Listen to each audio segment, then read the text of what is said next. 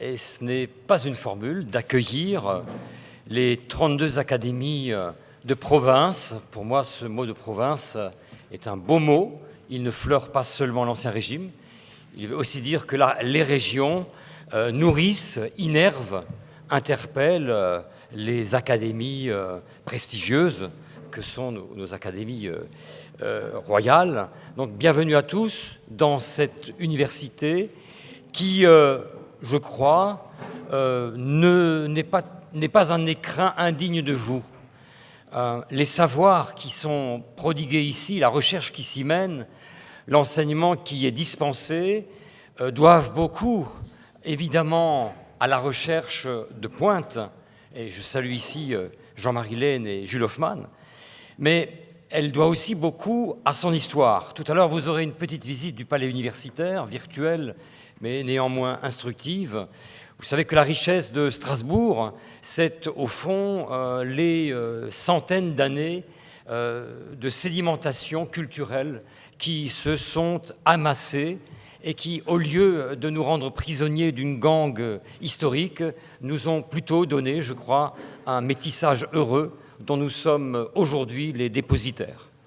Et donc, venant ici de toutes les provinces de France, de toutes les disciplines, vous êtes au bon endroit, dans cette université qui a été la première université fusionnée en France, une université dont l'unité est donc rétablie depuis bientôt 10 ans, une université qui a aussi été la première à être sélectionnée comme université d'excellence, bénéficiant de l'investissement d'avenir, donc des millions d'euros, mis, je dirais, à la disposition des enseignants-chercheurs pour que cette université soit à la hauteur de ce que le pays en attend, puisque nous sommes heureux d'être une université de service public et donc de rendre, Madame la rectrice, à l'État le service pour lequel nous sommes embauchés, parfois promus, parfois récompensés et aussi souvent sur la brèche. Je voudrais dire aussi que cette université est pluridisciplinaire, elle est plurielle, elle est née allemande et protestante. Il y a eu un correctif pontifical au XVIIe siècle pour la rendre un peu plus catholique. Puis, elle a aussi connu des époques sombres. Je voudrais simplement dire ici, pour ceux qui le connaissent moins, que cette université a une particularité, c'est que lorsque on a essayé de faire une université nazifiée, l'essentiel des enseignants-chercheurs et des étudiants sont partis à Clermont-Ferrand selon un mouvement mystérieux dont nous ne connaissons toujours pas l'origine, comme une sorte de réflexe pour manifester le refus de savoir inféoder à quelque idéologie que ce soit. C'est pour cela que Lola Magna est baptisé du nom de Marc Bloch, parce qu'il est de manière emblématique non seulement un grand savant, mais aussi celui qui symbolise pour nous l'intransigeance par rapport à tout pouvoir qui voudrait corseter le savoir. Pluridisciplinarité aussi parce que, et je donne juste l'exemple de Jules Hofmann et de Jean-Marie Lehn, nos grands chercheurs sont aussi des hommes et des femmes qui sont curieux de tout et qui ont plusieurs cordes à leur arc. Le professeur Lehn peut vous parler de chimie comme personne, mais aussi, je parle à mon vénéré maître, le professeur Valentin. Je pense qu'il pourra vous tenir la dragée presque haute si vous évoquez avec lui Büchner, dont il est un très grand connaisseur. Et puis, comme symbole de la pluridisciplinarité et des académies, nous avons parmi nous Jules Hofmann, qui, en 18 mois, a fait un tir groupé qu'on n'a jamais fait jusqu'à présent, médaille d'or du CNRS, prix Nobel de physiologie ou médecine, et élu sur le fauteuil, s'il vous plaît, de Jacqueline de Romilly à l'Académie française. Et voilà. Et je trouve que pour rendre hommage aux académies de province, d'avoir des académiciens de l'Académie des sciences notamment et de l'Académie française, pour montrer le sérieux de ces chercheurs. Quand il a donc été élu à l'Académie française, je me souviens, nous sommes allés avec Alain Beretz au Burghisl, et il s'est mis en tête d'acheter toutes les œuvres de Jacqueline de Romilly et, comme un bon étudiant, il les a lues de A à Z. Et le discours de réception de Jules s'en ressent. Et puis, il est aussi un immigré. Et c'est aussi le symbole de notre université. Certes, de pas très loin du Luxembourg, mais quand même, il fait briller nos lettres, il fait briller notre science. Et je dirais que c'est aussi notre joie. Donc, une université très enracinée dans son histoire, qui ne regarde pas seulement vers le passé, mais qui est aussi très, très engagée dans l'avenir. Et je sais, cher Jean-Marie, que tu tiens à la dimension européenne, et je terminerai là-dessus. Strasbourg fait partie d'un consortium d'universités qui, pour le moment, est le seul à avoir une structure européenne de droit, qui est donc EUCOR, le campus européen. Les 2 universités allemandes viennent d'être élues à l'initiative d'excellence allemande, Karlsruhe et Freiburg. Il y a la petite sœur mulhousienne et il y a aussi Bâle, puisque le Rhin, généreux, cette fameuse banane bleue qui fait l'histoire depuis le Moyen-Âge, charrie aussi le souvenir du fait que l'humanisme, s'il est rhénan, est né en Italie pour aller jusqu'à irriguer la très sévère ville de Rotterdam. Donc, mesdames et messieurs, the place to be, comme on dit en Alsace, c'est ici. Je suis honoré et soyez heureux d'être parmi nous, dans cette belle ville, dans cette capitale européenne. Et maintenant, je laisse la parole à Madame la rectrice. Merci.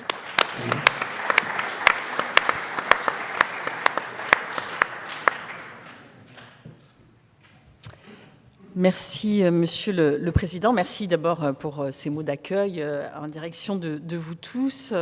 Je voudrais à mon tour vous saluer, Monsieur le Président de l'Académie d'Alsace, qui accueille Monsieur le Vice-président de cette même Académie, Mesdames et Messieurs les présidents et représentants des 32 académies. Permettez-moi de m'associer aux salutations en direction des représentants des autorités religieuses qui sont présents et que j'ai eu plaisir à rencontrer et retrouver aujourd'hui. Et cher Jean-Marie Laine, cher Jules Hoffmann, cher professeur, c'est un plaisir toujours d'être à vos côtés. Alors, c'est un grand honneur pour moi, en tant que rectrice, d'être associée à cette conférence nationale des académies que vous accueillez, Monsieur le Président, en ce palais universitaire de Strasbourg, édifice emblématique de la Neustadt et en même temps lieu de la science, de la culture et de l'humanisme rhénan. Alors, l'université de Strasbourg est née en 1621. Mais ce palais, qui lui a été inauguré par l'empereur Guillaume Ier en 1884, représente vraiment le symbole de la place de l'université dans la cité strasbourgeoise. Et il est aujourd'hui devenu un lieu vraiment vivant de la connaissance, de l'innovation, du pari sur la jeunesse, de la recherche, du dépassement des frontières. C'est un magnifique bâtiment, mais plus que cela, c'est aussi le symbole d'une idée, car l'université, c'est d'abord une idée, celle de l'importance du savoir, de la science, du débat pour le progrès de nos sociétés, et une idée, je crois, que vos académies partagent. Alors, je tiens à vous remercier d'avoir choisi l'Alsace, où l'histoire des académies des sciences, des lettres et des arts est finalement plus récente, pour accueillir cette conférence nationale. Aujourd'hui, Monsieur le Président, l'enseignement supérieur de l'Académie de Strasbourg dispose d'un rayonnement national et international, puisque notre académie compte environ 70 000 étudiants, l'Université de Strasbourg à peu près 50 000, un petit peu plus que 50 000, n'est-ce pas? Oui, 52 000. 52 000. Non, nous allons finaliser le décompte prochainement.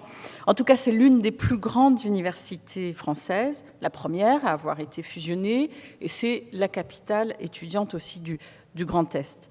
Elle est grande par le nombre d'étudiants qu'elle accueille, mais également par son excellence, puisque c'est l'une des rares universités françaises à avoir la première fusionnée, à être placée dans le classement de Shanghai, bien placée, l'une des premières universités reconnues et confirmées initiatives d'excellence.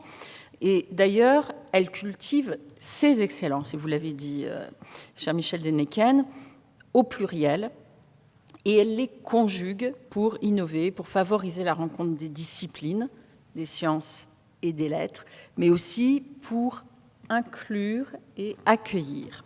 Et en ce sens, l'université porte une autre idée, et tout particulièrement ici à l'université de Strasbourg, celle de l'excellence inclusive, qui dynamise, qui relie plus qu'elle ne distingue et sépare. Alors permettez-moi à nouveau devant vous tous, je crois que c'est un honneur, cher Monsieur le Président, de vous féliciter, de saluer à travers vous l'ensemble de la communauté universitaire pour vos réussites et pour cette vision. Ce palais symbolise aussi une autre idée, celle d'Europe, particulièrement évidemment signifiante ici à Strasbourg, puisque c'est dans l'Aula, dans ce lieu majestueux, que s'est tenue le 10 août 1949 la première réunion du Conseil de l'Europe. Et sur la façade du bâtiment, je crois que vous aviez une photo tout à l'heure de ce bâtiment. Vous avez pu, en vous retournant, découvrir 2 statues. Tout cela vous sera présenté probablement tout à l'heure avec excellence. Donc ces 2 statues de Germania et Argentina, qui sont la personnification de l'Allemagne et de la ville de Strasbourg. 2 statues qui symbolisent une histoire partagée, des relations d'amitié franco-allemande. C'est le socle de la construction européenne et aussi une ambition commune. L'ambition commune de l'Europe des savoirs, l'Europe de la connaissance, l'Europe de la recherche et de l'innovation qui se vit tous les jours ici à l'Université de Strasbourg et je dirais plus largement dans l'ensemble des établissements d'enseignement supérieur et de recherche de notre académie et du Grand Est. Alors en effet, les scientifiques, les universitaires, les chercheurs savent ici que l'université contribue à construire l'Europe et ils unissent leur capacité à innover, leur génie, leur désir d'Europe à travers plusieurs projets et programmes d'envergure dont je veux ne citer que quelques-uns d'entre eux les plus importants. D'abord, l'Université de Strasbourg a été une des fondatrices de la LERU, la Ligue européenne des universités de recherche. 22 membres aujourd'hui, me semble-t-il. L'Université de Strasbourg, par son projet Initiative d'excellence, qui est bien intitulé Par-delà les frontières, est aussi emblématique de cette idée d'Europe. Mais je pense plus encore à EUCOR, comme vous l'avez dit, Monsieur le Président. EUCOR, le campus européen, qui regroupe les universités du Rhin supérieur, qui est un espace scientifique sans murs, sans frontières, un campus, au fond, qui préfigure les ambitions d'université européenne exprimées par le président de la République Emmanuel Macron. Alors, pour répondre aux exigences de l'idée d'une université européenne, EUCOR doit et devra s'ouvrir à d'autres partenaires, d'autres pays en Europe. Et ce projet d'université européenne devra aussi faire de la mobilité l'une de ses priorités et développer pour cela de nombreux programmes d'échange entre étudiants, entre chercheurs et entre doctorants. En tout cas, c'est à travers ces projets universitaires européens que nous pouvons véritablement faire un pas de plus pour la construction de l'espace européen de l'enseignement supérieur, dans la dynamique du processus de Bologne dont nous venons de célébrer les 20 ans. Et pour cela, il faut conforter davantage encore la confiance, l'intelligence, la solidarité envers nos étudiants, envers nos professeurs et envers nos chercheurs. Et je le dis avec force. Alors, envers nos étudiants, une attention toute particulière doit être portée au continuum entre l'enseignement secondaire et les études supérieures, car c'est au lycée, mais peut-être même au collège, que les élèves préparent leur entrée à l'université. Et ce fut tout l'enjeu de la loi orientation et réussite des étudiants et de Parcoursup qui ont été portés cette année par la ministre de l'Enseignement supérieur, de la Recherche et de l'Innovation, Frédérique Vidal. Et à cet égard, il est essentiel de donner aux élèves le goût de la connaissance, d'éveiller en eux des vocations de chercheurs, et nous l'espérons vivement, et puis de développer aussi leur conscience européenne.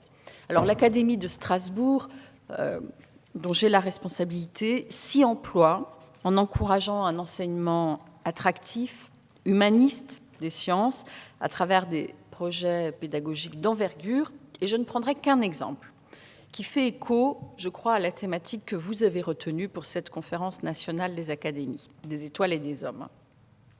Nous avons une opération qui s'appelle les Étoiles du Savoir, qui a été initiée par le Cercle Gutenberg, qui est portée en collaboration avec le Jardin des Sciences de l'Université, la Maison pour la Science d'Alsace, l'Opéra du Rhin également. Et cette opération permet aux élèves de terminale d'avoir des échanges personnels sous la forme d'un speed dating, comme on dit en Alsace, n'est-ce pas, dans les loges historiques de l'Opéra du Rhin, avec des chercheurs éminents de notre région. Et cet événement est pour les futurs étudiants que sont ces élèves de terminale une occasion rare pour alimenter, partager leurs réflexions sur leur choix d'orientation et poser directement des questions aux chercheurs sur leur parcours et leur métier.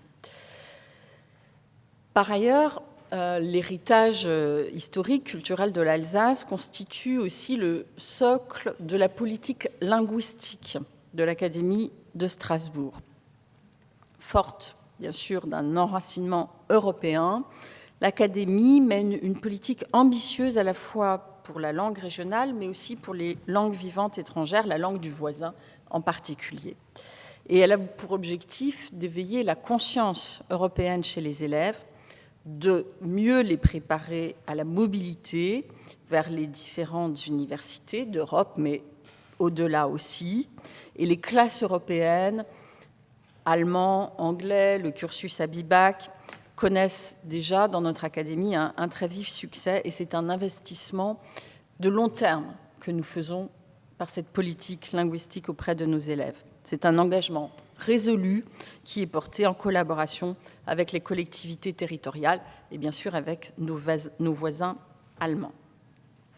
Les évolutions que s'apprête à connaître le baccalauréat, le lycée, vous savez que nous nous y préparons sous l'impulsion du ministre de l'Éducation nationale, Jean-Michel Blanquer. Ces évolutions ont pour objectif de moderniser les études secondaires, de mieux préparer les élèves aux études supérieures et de développer des compétences qui seront indispensables pour eux dans le XXIe siècle pour mieux répondre aussi aux défis sociétaux, environnementaux, climatiques et internationaux. Alors, pour nous aider, nous guider dans cet ambitieux projet européen de formation, nous avons besoin de grands esprits, de ceux qui incarnent l'Europe de la science, dont vous êtes, et dont sont tout particulièrement nos chers professeurs et prix Nobel, que je tiens à remercier très personnellement, cher Jean-Marie Laine, cher Jules Hoffmann, vous qui avez donné votre nom à l'un des collèges de notre académie. Alors, il y a une autre spécificité sur ce territoire alsacien, et je suis particulièrement heureuse de saluer les figures spirituels, les représentants des autorités religieuses qui dialogueront tout à l'heure dans ce qui est une des spécificités de cette terre concordataire, dans un dialogue interreligieux propre à ce territoire. C'est aussi une particularité pour la place de la religion sur le territoire en Alsace et en Moselle, une forme d'exception concordataire, scolaire, qui fait que ce statut est particulier. Et bien évidemment, je ne souhaite pas ici en parler en détail ou en rappeler l'historique, mais je voudrais tout simplement rappeler que la mission de l'Éducation nationale en la matière réside avant tout dans le fait de garantir l'acquisition des savoirs fondamentaux, la transmission des connaissances dans un cadre laïque, c'est-à-dire dans le respect des convictions individuelles de chacun et des valeurs de notre République. Alors, je suis très heureuse d'être à vos côtés pour terminer. Je voudrais évoquer un dernier symbole fort de la ville de Strasbourg, qui est sa cathédrale. Et je crois que vous allez la visiter, il me semble que c'est prévu dans le programme. Il y aura une conférence. Alors, il y aura une conférence. Donc, ce sera une découverte, probablement d'excellence, qui vous fera percevoir ce qu'est ce joyau de l'architecture gothique, à la croisée de la science et de la religion, du patrimoine alsacien et de la vocation européenne de la région. C'est un exploit, une forme vraiment d'exploit architectural. Victor Hugo disait un prodige du gigantesque et du délicat, qui témoigne de prouesse technique, de prouesse scientifique et artistique. Et je vais vous parler de l'horloge astronomique de la cathédrale, qui symbolise peut-être le mieux ce syncrétisme, puisque l'horloge mesure le temps, celui des hommes et des femmes.